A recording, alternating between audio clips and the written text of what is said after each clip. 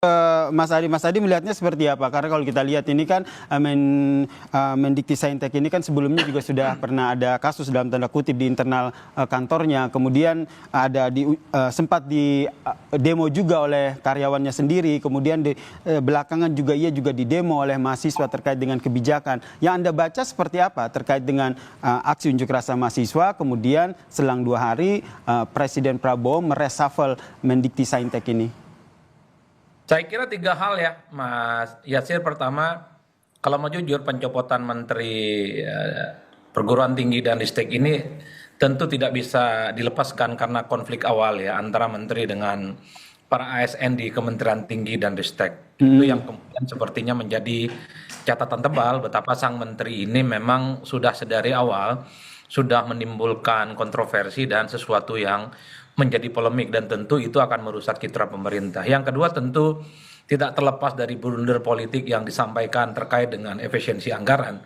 Karena efisiensi anggaran itu kan asumsinya adalah untuk mengalihkan bagaimana anggaran yang selama ini besar itu langsung dinikmati oleh masyarakat secara umum, terutama masyarakat yang ada di bawah. Tapi pernyataan Menteri Tinggi dan Ristek itu kan mengatakan bahwa efisiensi itu berpotensi akan menaikkan SPP yang kemudian terjadi pada mahasiswa. Salah satunya misalnya soal BOPTN, ya itu bantuan operasional untuk perguruan tinggi, itu kan yang kemudian menimbulkan permasalahan karena tak lama setelah itu kemudian dibantah oleh pemerintah bahwa yang terkait dengan SPP, biaya pendidikan, itu pasti dijamin tidak akan tersentuh apapun terkait dengan kontroversi.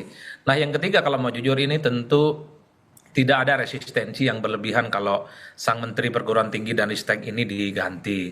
Karena saya kira persoalan reshuffle itu pasti soal kondusivitas dan stabilitas politik juga menjadi hal yang diperhatikan.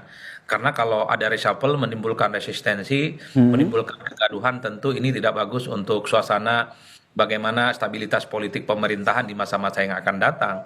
Kenapa terjadi begitu? Ya karena memang Kementerian Perguruan Tinggi dan Ristek ini tidak terafiliasi atau tidak memiliki backing politik partai manapun.